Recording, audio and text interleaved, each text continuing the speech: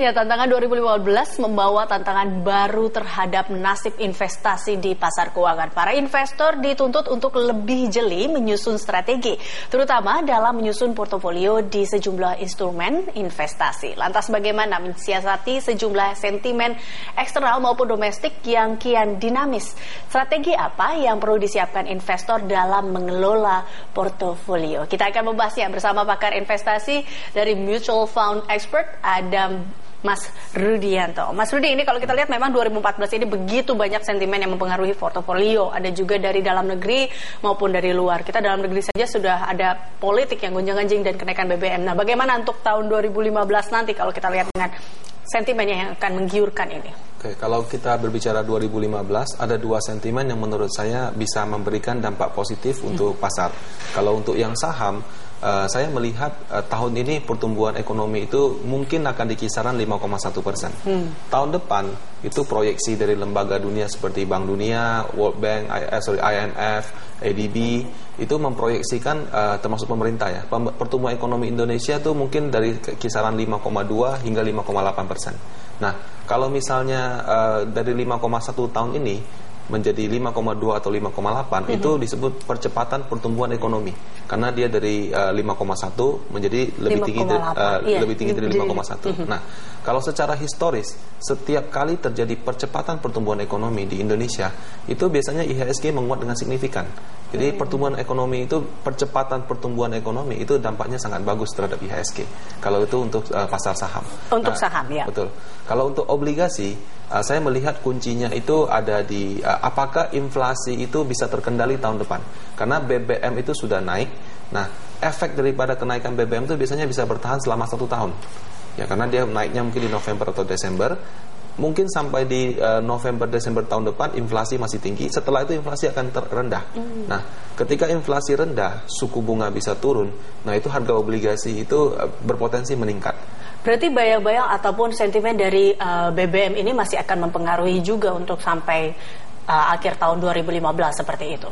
Karena timing kenaikannya juga di akhir tahun kan. Jadi kalau dia bertahan setahun, jadi tetap akan menunggu seperti itu. Dan ini juga ada rencana RAPBN untuk di awal tahun 2015. Ini juga akan mempengaruhinya kah, Mas Rudi?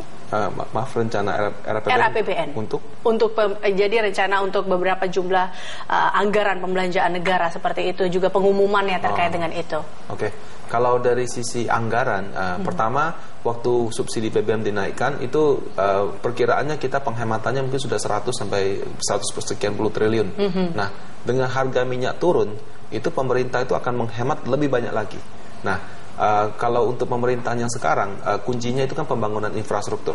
Jadi untuk pembangunan infrastruktur itu butuh uang. Justru menurut saya harga minyak ini turun di waktu yang tepat, karena pemerintah sedang butuh anggaran untuk bangun negara, harga minyak turun. Nah, jadi menurut saya efeknya juga akan positif tahun depan. Tetap akan positif. Kalau kita lihat berarti banyak angin segar untuk di tahun depan terkait dengan sentimen-sentimen yang ada di domestik seperti itu. Lalu bagaimana untuk di luar, Mas Rudi? Kita lihat apa sih kira-kira sentimen yang paling kuat untuk mempengaruhi dalam menata portofolio untuk tahun depan ini? Oke, tahun depan saat ini konsentrasi orang adalah apakah suku bunga Amerika akan dinaikkan dan kapan. Dan itu kan berubah-ubah terus ya. Nah, setelah 2014 nggak jadi ya, ditunda dulu. Betul. Nah, kalau yang saya lihat, pemerintah kita dalam artian Bank Indonesia itu sudah mengantisipasi sebenarnya. Jadi tahun ini harusnya itu, ini kita bicara sebelum BBM naik ya, pemerintah itu sudah bisa turunkan suku bunga karena inflasi kita rendah. Nah, tapi kenapa dia tetap pertahankan? Karena ternyata pemerintah kita masih mengantisipasi kalau nanti suku bunga Amerika naik supaya dananya tidak langsung ke luar negeri, jadi kita perlu memberikan bunga yang besar. Jadi pada saat kita bisa menurunkan suku bunga, pemerintah tetap menahan. Nah, itu ada maksudnya supaya nanti tahun depan begitu terjadi kenaikan suku bunga, orang tidak langsung serta-merta meninggalkan Indonesia. Karena suku bunganya sudah dipertahankan di level yang tinggi. Nah, jadi menurut saya pemerintah kita sudah mengantisipasi. Nah, kecuali ya kenaikan bunga The Fed-nya terlalu tinggi sehingga kita terpaksa harus menaikkan suku bunga. Tapi kalau misalnya kenaikannya sudah sesuai perkiraan Bank Indonesia, ya mungkin kita tetap di BI rate 7,5%. Itu sudah cukup bagus. Ya, jadi bagaimana untuk strateginya? Apakah kita memang harus, karena sekarang kan The Fed menunggu dulu rencana untuk kenaikan dan di tahun ini tidak jadi, berarti kan kita masih harus menunggu di tahun depan 2015. Nah, jadi strategi kita dalam membuat atau menyusun portofolio ini, ataukah harus menunggu dulu pengumuman dari The Fed atau memang ada ancang-ancang dulu kira-kira akan naik berapa atau tetap stagnan atau seperti apa sebenarnya? Oke.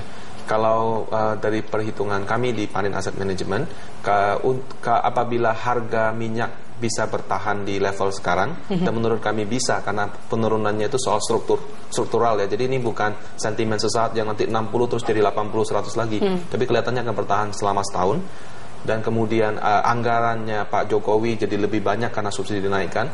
Harusnya tahun depan itu saham itu IHSG bisa berada di kisaran 20-25%. Kalau untuk yang saham. Nah, kalau obligasi itu memang tergantung suku bunga Amerika, tapi terus terang kami melihat lebih tergantung kepada apakah inflasi akan terkendali apa tidak.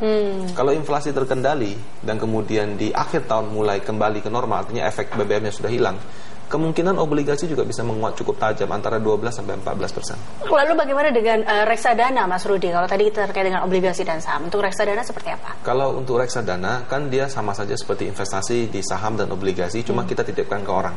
Nah, kalau prinsip daripada manajer investasi adalah kalau ibu investasi sendiri dapat 20, kalau titip ke saya at least di atas 20 kan. Nah, umumnya reksadana itu menargetkan biasanya tuh 5% di atas indeks acuan. Jadi kalau katakan sahamnya 20, mudah-mudahan reksadana saham bisa 25.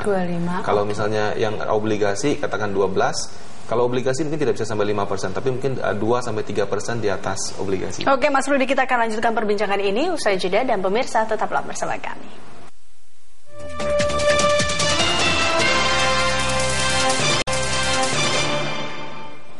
Ya, Anda kembali bersama kami masih dengan Mas Rudianto. Mas Rudi, ini kalau kita tadi berbicara beberapa terkait dengan portofolio saham dan obligasi. Nah, ini terkait dengan porsinya. Jadi berapa nih kalau kita misalnya untuk porsi-porsi terkait dengan ada saham, obligasi keuangan, reksadana, dan juga ada perbankan di depositonya sendiri?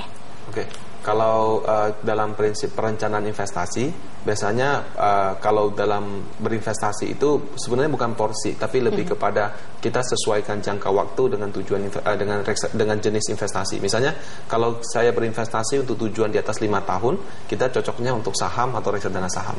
Kalau misalnya untuk periode 3-5 tahun itu reksadana campuran. Tapi kalau 1-3 tahun itu reksadana pendapatan tetap. Nah, kira-kira untuk tahun depan cocoknya apa? Tahun depan saya sendiri melihat saham itu bagus.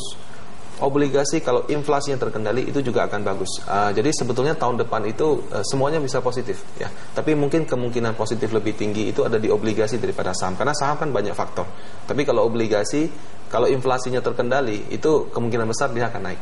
Seperti itu. Kalau di perbankan tidak ada angin segar kah untuk itu, atau untuk Anda melihatnya masih menjadi salah satu unggulan juga?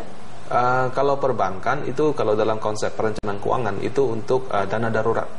Jadi misalnya orang kalau ingin berinvestasi, sebelum berinvestasi dia harus punya 6 kali gajinya di deposito dulu. Jadi kalau nanti marketnya ada gejolak atau dia ada kebutuhan mendadak, dia tidak terpaksa harus menjual investasinya ketika sedang rugi. Jadi itu lebih ke dana darurat. Dana darurat untuk perbankan. Baik, Mas Rudi, terakhir jadi tipsnya bagaimana untuk menyusun strategi menyusun portofolio investasi di 2015, adakah mungkin yang harus kita hati-hati ini supaya tidak salah menyusun portofolio ini? Pertama, tahun depan itu secara sentimen akan bagus karena berbagai data-data makroekonomi mendukung. Tapi kalau dari sisi kinerja emiten, tahun ini terus terang kinerja emiten itu di bawah ekspektasi. Karena pemilu dan segala macam. Setelah ada kepastian, orang mulai ekspansi. Tapi kadang-kadang ekspansi kan tidak langsung menghasilkan keuntungan, butuh waktu kan. Jadi tahun depan mungkin kita juga tidak bisa berharap laba perusahaan akan naik signifikan. Mungkin akan naiknya biasa-biasa saja. Itu yang pertama. Nah, terus yang kedua adalah inflasi. Kunci daripada tahun depan adalah apakah inflasi akan terkendali apa tidak. Memang dibilang kalau subsidi BBM tetap akan ada deflasi. Kemudian kalau harga jalan tolnya lancar, infrastrukturnya bagus, itu harga barang bisa terkendali. Nah, tapi kalau misalnya itu tidak terjadi tahun depan bagaimana? Inflasi tetap bisa tinggi kan.